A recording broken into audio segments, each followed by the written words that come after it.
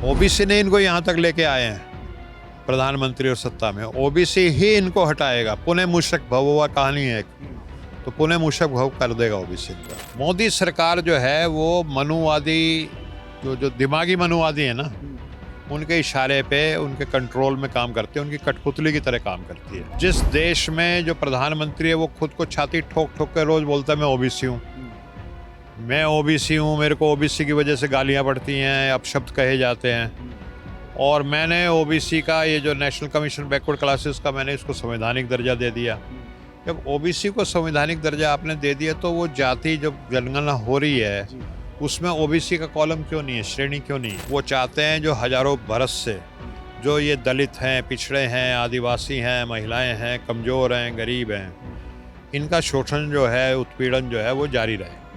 ये हमारे बराबर कहीं उठ के ना आ जाए, इनको समता का दर्जा प्राप्त ना हो। नमस्कार दोस्तों, अभी हमारे साथ कांग्रेस के नेता डॉक्टर अनिल जैन हैं और 15 अगस्त को प्रधानमंत्री नरेंद्र मोदी ने एक बात कही कि देश को जो है दिमागी नक्सल से अब खतरा है। हालांकि उनका कहना है कि अर्बन नक्सल ख़त्म हो गया है और जो हथियार बंद नक्सल थे वो भी ख़त्म हुआ, लेकिन दिमागी नक्सल एक उन्होंने नया शब्द दिया है। उसके बाद से पी चिदम्बरम तो खुद को कह रहे हैं कि मैं दिमागी नक्सल हूँ। बात करते हैं अनिल जैन से। सर, क्या कहना चाहेंगे जिस प्रकार से मोदी जी ने अब कहा है कि दिमागी नक्सल से देश को बचाना ज़रूरी है? हाँ, देखो ऐसा है कि दिमागी नक्सल की क्या परिभाषा मुझे नहीं समझ में आई। मोदी जी क्या कहना चाहते हैं वो खुद ही कंफ्यूज्ड है। लेकिन एक दिमागी मनुवादी जरूर होता है। जिस तरह से जो नोटिफिकेशन जारी हुआ है, जो सेंसस कमीशन ने जारी किया है, और उसमें जो 10वें नंबर का प्रश्न है उसमें से ओबीसी गायब है। और ये ओबीसी गायब है जिस देश में जो प्रधानमंत्री है वो खुद को छाती ठोक ठोक कर रोज बोलता है मैं ओबीसी हूँ, मैं ओबीसी हूँ, मेरे को ओबीसी की वजह से गालियाँ पड़ती हैं, अपशब्द कहे जाते हैं। और मैंने ओबीसी का ये जो नेशनल कमीशन बैकवर्ड क्लासेस का मैंने इसको संवैधानिक दर्जा दे दिया। जब ओबीसी को संवैधानिक दर्जा आपने दे दिया तो वो जाति जब जनगणना हो रही है उसमें ओबीसी का कॉलम क्यों नहीं है, श्रेणी क्यों नहीं है? तो ये एक बहुत बड़ा धोखा और चीटिंग जो देश की 60% आबादी है ओबीसी, उसके साथ मोदी सरकार कर रही है।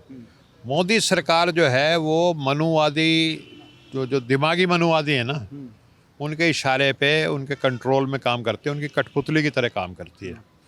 और ओबीसी के साथ वो बहुत बड़ा धोखा दे रहे हैं। वो ओबीसी जिन्होंने उनको अपना मान करके उनको प्रधानमंत्री बनाया और बीजेपी जो 2 सांसद की पार्टी थी उसको 302 सांसद की पार्टी बना दिया, उन्हीं ओबीसी को मोदी जी और बीजेपी की ये सरकार मूर्ख बना रही है।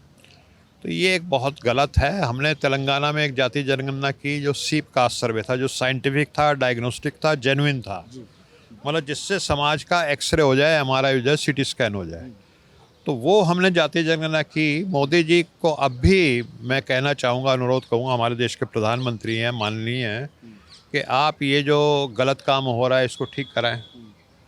वरना ओबीसी समाज जिसने आपको प्रधानमंत्री बनाया और बीजेपी को सत्ता में बिठाया, वो इसको लेकर के बहुत रोष है और वो आपको अगले चुनाव में उखाड़ के फेंक देगा, आप देखिएगा। लेकिन आप लोगों ने जाति जनगणना की मांग की थी और मोदी सरकार ने उसको मान भी लिया और अब तो वो देश में इस बात को प्रचारित भी कर रही है कि हम जाति जनगणना कर रहे हैं।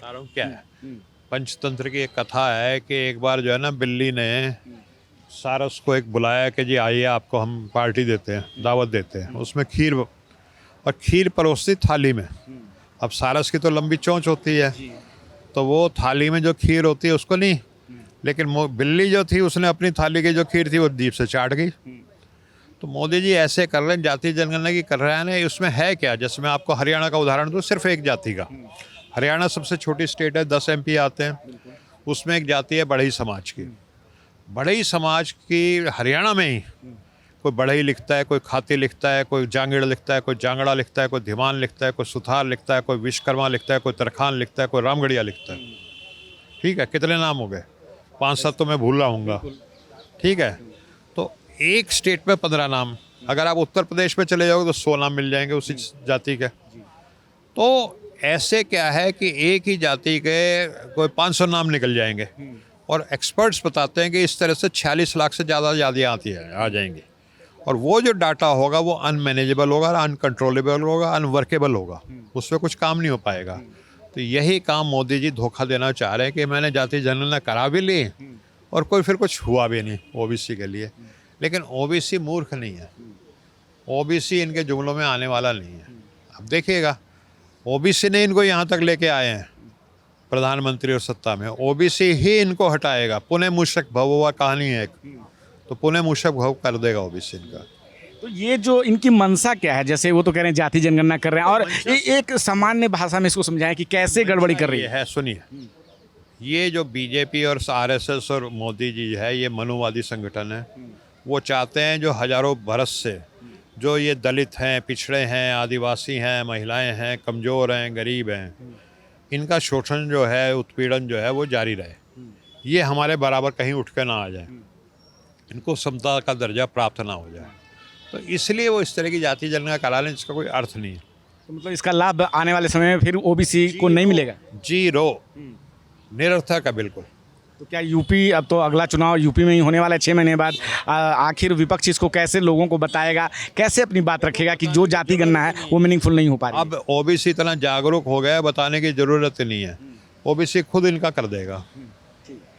तो हमारे साथ अभी बात कर रहे थे ओबीसी डिपार्टमेंट के ऑल इंडिया के चेयरमैन डॉक्टर अनिल जैहिंद, और इन्होंने सीधे सीधे आरएसएस बीजेपी को फिर से एक बार मनुवादी संगठन कहा, और कैसे जाति जनगणना में जो है गड़बड़ हो रही है उसको लेके हमसे बात हुई है। आप क्या सोचते हैं इस बातचीत पे, अपनी राय हमें ज़रूर बताएं। मैं रंजय कुमार, कैमरा पर्सन सुमित के साथ। आप देख रहे हैं नेट्रिक न्यूज, साहस सच कहने का।